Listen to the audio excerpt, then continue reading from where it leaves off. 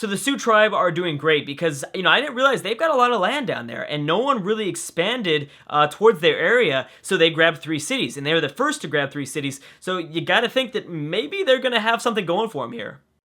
So like I mentioned in video 1, the Sioux has a very cool, unique ability where they grab, I think is it wilds? Yes, it's wild buffalo, and they actually move, and it's going to provide them more yield, but I think they have to be found, well, they are in the plains, so I'm not sure. Their unique ability says that starting with their second city, settling near plain tiles, which is where they grabbed that, will spawn a bison resource. So I don't see it much here. I wouldn't be surprised if we don't. I mean, there's a lot of weird, funky things that are going on right now. And bison in Sioux territory may no longer be improved, but instead provides a large base tile yield, as well as it periodically roams throughout the map. I don't see it. Is it roaming? Is it in the Canadian Empire now? I don't know. We'll have to keep an eye on that. But and they also have their TP. Cool. And that's the next thing. So that's going to provide them plus food. Ooh, let's look at this. Nice food and culture. So plus food, plus culture after horseback riding, and they probably just discovered horseback riding. If built near a city with bison or wild bison that are also present, you have the option to move one population from your largest city to the TP city. Oh, that's cool. On city capture, all non-pillaged TPs in the city radius are removed. One population per removed TP is redistributed to your remaining cities. Oh, wow. So imagine if this city gets taken. This is their capital, though. I'm not sure if that. Oh, that's because this city is located in the plains, but their second city, I think their second city needs to be located in the plains. That's how we see this wild bison appear. So I think that they can move population inside of these teepees. If this city gets taken, then they can readjust their population to their other cities. I think that's how I read it. And as well as, so they also have their unique unit, the Strongheart. It replaces the Knight, can receive defensive bonuses plus 25% versus gunpowdered units. Oh, that's really cool. The first Strongheart trained will also act as a great general, providing a combat bonus to nearby land units. If this unit is killed, the bonus transfers to another random Strongheart warrior. Dang. So they pretty much get a free general. That's awesome. They're going for a 4th city. Dang. Wow. So they're good. I think I mentioned that a lot of their unique units and unique ability is provided early on. No, that's not really the case. That's not true. They've got some time. They've got some time for their empire to shine. So Canada and Bulgaria have a declaration of friendship.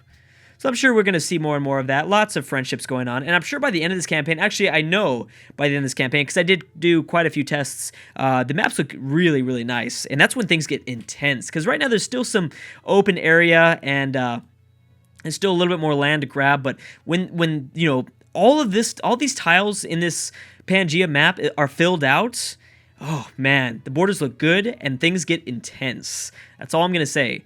Things get intense. So have Prussia landed their 3rd city? Not yet, but looks like they're going coastal right next to Melbourne, the Australian 2nd city. It looks like. Canada's staying quiet. Still have not much of an army, though. Not much of an army from Canada. Iceland's building some stuff up, so lots of people are building things up. We also have, I believe that is the Philippines grabbing the Great Lighthouse. That's good because that is a empire that starts on the coast. Most wonderful people. We have Canada at 2. I think this is the Philippines at 2 as well, tied for first place. Iceland at 1. Okay. Anyways, yeah, this is the Philippines. I just wanted to make sure that symbol was the Philippines. We also have another Pantheon. Dang, so many Pantheons. But these Pantheons are going to be completely cleared out when religions start to pop up all over the place. Yeah, these guys are going to be gone. Let's remove these resources. I think we got an idea because I did discover the technology for iron as well as horses, so that'll be kind of interesting to watch out for and see who has iron, who doesn't, who has horses, who doesn't. Horses aren't as big of a deal, but still iron is pretty important. Canada, another one, the Parthenon, and they again stole it away from the Pope. The Pope was building that, but they actually just. They got ruined. Another religion's been founded, so I believe this is the 2nd religion, and the Pope grabbed it, Catholicism. So that's really good for them. Again, they did need a strong religion to give them their bonuses, and naturally, the way they're set up, they generate a lot of faith early on, so it's not a surprise that they grabbed the 2nd religion. I'm wondering if anyone else is going to pick up a religion in this region. If not, they're going to be able to spread Catholicism very, very far. Really, really far. Lots of people building up those armies. Scotland staying quiet. Oh, poor Scotland. Scotland is staying very, very, very quiet. They're in a pretty good location. Not really too good of a location to defend against Afghanistan, but to defend against some of these other nations because of these rivers, that would kind of help them out a lot. Vietnam isn't a super offense. I mean, they can still declare offensive wars, but their bonuses are more for defensive sort of strategies, as well as they do have extra like culture and tourism that will help them. So I don't think that looking at the Vietnamese as a offensive empire, I don't know. I don't know if that's. I don't think they would. Oh, Bulgaria, I think, is finally starting to move in. Okay, is it? Are they going to team up with the Sioux? Because if that's the case, then we can just kiss Vietnam goodbye right now. Even though they have those defensive penalties, bonuses, there's no way. I don't see it happening. Afghanistan has a chance to get out over this way. A lot of mountains, as well as there are a few natural wonders in this map. I think there's actually, I think there's only 2. Is there 2? I don't know, but this is going to provide whoever gets here nice faith, 2 food, 4 faith, and 2 happiness. Yeah, and the happiness will help out as well. But, I mean, the AI doesn't need to worry about happiness right now. Just a couple more wonders being built up. Colossus, the Petra. It's actually smart here because we've got access to. They've got access to a desert. So building the Petra is really actually a genius. This is so opposite of how this civilization should be functioning. They're like in the desert and they're grabbing like desert wonders that just doesn't make any sense. It does not make any sense at all. I don't know if I mentioned this in the previous videos, but I understand that maybe you're not seeing some of your favorite modded civs. I might do another campaign like this. I might do something like this. Maybe we'll include some of the ones that did well, or maybe just introduce all new civs. Who knows? I know that there are a lot of civs that I left out. And that is because, I mean, these are like the top workshop civs, and as well as they are, most subscribed, top rated. I think they all have 5 stars. That was one thing that I wanted to make sure that they all had 5 stars, because usually that rating usually reflects on the performance and the stability with each one of these mods, and I wanted to make sure that was #1 priority, that we had lots of stability and lots of performance. And I don't want to have any performance issues, is what I'm trying to say. Prussia's still trying to look for a spot, but I don't think they're going to get anything. Finland has grabbed Confucianism in Helsinki, as well as we have Finland. They already enhanced it. So that doesn't seem like it's a unique thing. We're seeing a lot of nations enhance it right away. I don't believe the Pope has, though. Great Wall, built by Canada. Man, Canada's off to a really good start. I think they're friendly towards the Philippines. The Philippines are pretty nice. The only nation they'd have to worry about, I guess, is Iceland and the Goths right now. But I think the Goths are, I don't know, there's a big military being built up by all 3 of these nations. The Sioux, Bulgaria, and the Goths. They're all building up a huge force. So I don't know exactly who they're trying to declare war on. If they declare war on each other, then, Vietnam, Canada, the Philippines, they're safe. They don't have to worry about it as much anymore. Who also enhanced their religion? Oh, we knew this. Did we know this? Finland enhanced their religion. Okay. Mali's doing good with their 3 cities. So Mali, and you know what? Both of these nations have 3 cities. I think that actually that probably blocked off the Sioux. I bet you they were going for that. The Sioux actually picked up in a wonder just right now. Turn 86. I'll start to look at info addicts around turn 100. Prussia's still going for it. And they're going to get the city. They are going to get a city. So almost everyone has a second city, except for, and Philippines grabbing their 3rd city. Scotland, the Goths, I think that's it with just the 1 city empires. Yeah, I think everyone else has one. It's just Scotland and the Goths. And we've got 2 nations with 3, and that's Mali and the Sioux. The Sioux might get their 4th one. They've got a pretty good location next to a mountain, which is good for science and observatories. So who knows? Stevens entered the medieval era. So we're now starting to enter the medieval era. The good thing I like about this campaign is it's gonna be a quick one. It's not gonna be anywhere like the other campaigns where it's gonna go into like 50 videos. You know, I'm not even expecting like 40 videos. It's gonna go back to around the 30 range, and that's what I'm really excited about. Is that this is gonna be a nice, quick, entertaining campaign because it's going to be fast. There's not that many AIs to process for, so the story I think can be more focused, way more focused as we continue to have this expansion settle down and everything like that. So what happened here? We've got Finland and Belgium making their declaration of friendship known. Turn 89. I'll probably look at the Infoetics now. Henry's entered the medieval era as well. Prussia still hasn't grabbed their city, but I imagine they're going to settle it soon. Yeah, they're probably going to settle this soon. Hanging Gardens. And we should also check on, maybe instead of Infoetics, let's save Infoetics for a little bit later. I want to check on global politics, specifically, so there's lots of friendships. Let's check on Canada's friendships really quick. Here we go. Lots of friendships for Leicester, and he's got 5 of them in total. If he keeps up these friendships, and if he remains peaceful, he's going to get a lot of delegates, and his team is going to get a lot of delegates in the World Congress. He's going to dominate it, and I'm hoping if he's smart enough, he'll get allied to a lot of the city-states. So I really wanted to check these social policies. We got piety for the Goths, liberty for Belgium, the Champa Kingdom, honor, the Inuits, piety, Prussia, honor. Oh, smart choice for Prussia. Very, very smart choice. I'm waiting for that military to really expand. Australia, honor. Interesting. Very weird there. Iceland going honor. Cool. I know one of these civs have a bonus for going honor. Someone that I don't think is really expecting. I don't know all the unique abilities off the top of my head. That's why I'm kind of also reminding myself by going over it, but in the beginning of each video. Scotland's at piety, Bulgaria is piety, Canada gone tradition, liberty, and patronage. Interesting spread there. Finland piety, almost full piety. Mali at piety, Afghanistan piety. Surprised that Afghanistan hasn't had their religion just yet. I don't think Islam has been founded. The Pope's gone piety, tradition for the Philippines, the Sioux at liberty, Hungary piety, and Vietnam piety. So that explains why a lot of these religions are being popped up so fast, because everyone's focused on piety. Yeah, so no Islam yet. I think that there are only 3 total. There goes Prussia. So yeah, these forward settling from some of these empires like Prussia, like Brussels. I just totally lost it. Like Belgium.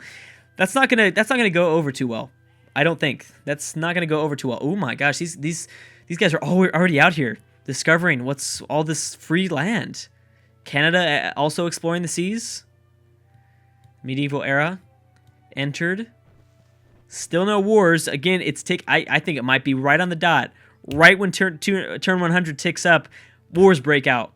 Just expansion everywhere, and it's scary because some of these nations are not ready yet. Like I talked about, it's like, okay, it's okay. You got 30 turns to build up a military. It's fine. Some of these nations are totally not ready. Who is this? Is this Hungary? Yes, it is. Hungary going for their 3rd city. Lots of expansion. Yeah, lots and lots of expansion here. Getting close to Canada, but that's a pretty safe choice. I would worry more about how the Goths feel towards that instead of Canada. I think that Canada's somewhat okay with what's going on. Iceland's building up a pretty big force. Chichen this is built by the Sioux, I believe. No, that's Afghanistan. Oh, very cool. So, there was a lot of other nations that could have really benefited from building the Chichen Itza, which I believe is the Chichen Itza that provides 50% longer golden ages. There were 2 or 3 nations. I know that Scotland was one that really focus on golden ages in general. If Scotland grabbed that wonder to give them extra time on their golden ages, this would have been big. But we all know that economic and gold's mechanics don't really work too well for the AI. But maybe I shouldn't be saying those stereotypes. I don't know that they're not called stereotypes, but those things against Civ 5 because we are playing with the smart AI. So I think that might make a difference, but that might only make a difference for military things. So I don't know. But one thing I want to check before we end this one is I really want to find out exactly who has the best military in the world and who has the worst military in the world. So in terms of military manpower, we have Iceland at number 1, the Sioux, pretty much practically tied with Iceland. Goths at 52,000, Finland at 47,000, Bulgaria at 44,000. Don't count me. Let's look at the bottom here. Philippines, Mali, Hungary, Prussia. That does not make any sense. And Canada, who's really strong, they're ranked 15th in this world. You have got so many wonders. It's a real risk that you're taking without getting much of a military up. Especially because someone like the Philippines is at 17,000, where Iceland, I know that Iceland's far away, but, well, I guess the Goths would be a more appropriate example. The Goths have almost twice as big of an army as they do. So that's what I figured we were going to run into. Canada. Yep, Canada's smart, and they're allying to city-states already. Man, we need to check on the amount of votes you need for a diplomatic victory, because this is really possible for Canada. But I don't know. I don't know. And they've got the Great Wall to defend themselves, but I'm saying I don't know because I don't know if they don't get up an army to defend themselves. I don't know what's going to happen. Too many I don't knows. Way too many. So you need 24 delegates to win. Oh, that's not bad. Wow, Canada really has a chance here of winning a diplomatic victory. It's really possible. Because, if they ally to all these city-states, which I really doubt they're going to ally to all the city-states, but if they remain friends with most of the world, and there's a lot of nations to stay friendly with, it's possible. Yeah, there's a lot of nations to stay friendly with, so it is really possible for that sort of thing to happen. Australia getting their third settler, or going for their third city, I guess. Mali has not much of an... Mali's empire is really spread out, and they're right next to the Sioux, who has, spearmen and crossbowmen and swordsmen kind of gearing up all around their stuff here. Vietnam also grabbing their third city. Quite a few nations with 3 cities. I don't want to count out Scotland here, but it's hard not to. There's a few... We do need to think about it. Boom, another city. It's out here on the coast. I love that they're not expanding inside the Pangea map. They're actually just going for these islands out here. That's pretty funny. I really like that they're doing that. It's different. They want to be different from everybody else. I would worry about Iceland if I was Prussia. I'd really worry about Iceland. Prussia's bonuses don't come till later on, so maybe that's having an impact. Boom, here comes turn 100. And we have people who like to smile the most. We have actually Scotland, which makes the most sense since he hasn't expanded too much. Then Canada. Then Vietnam, which is really crazy because he has 3 cities. It's 3 cities. Okay, so what do we find out? We should probably move this out of the way. They're constructing another wonder. Okay, let's figure out what Bulgaria is doing. Because Bulgaria has had a big army for a while, and they haven't decided to do anything with it. Is Bulgaria... Oh, I didn't even realize Bulgaria only has 1 city too. So it's Scotland, but Bulgaria certainly isn't out of it. I talked about a few of the nations that only have 1 city. Maybe they're out of it, but no, not really, because Bulgaria's got a huge army. They can come back whenever they want. Wait a second. So is it now just Bulgaria? Who's the other... I can't remember who the third one was that also only had 1 city. I thought there was 2, and then I was skipping over Bulgaria. I'm pretty sure I was, but I have no idea. Army forces are building up, and this is not good because now Vietnam has gotten a chance of building more units up. Yeah, they've been given a too long of a chance to build more units to defend themselves. They can certainly defend Hanoi now. Probably not this new city that they founded. I seriously doubt that they'll be able to defend the new city. There's no road system. There's nothing to get over there really quick. There's no way. There's hills. A lot of it is open terrain, but they also still have to move across this river, which would be pretty difficult. And the Oracle has been founded. So it looks like our next video should be the time where we start to see some wars break out. Cannot wait to see the developments of Canada. Canada's doing really well, and I never realized how close they were to a possible diplomatic victory. Only 24 votes needed in the World Congress. Anyways, guys, thank you so much for watching, and I will see you guys next time.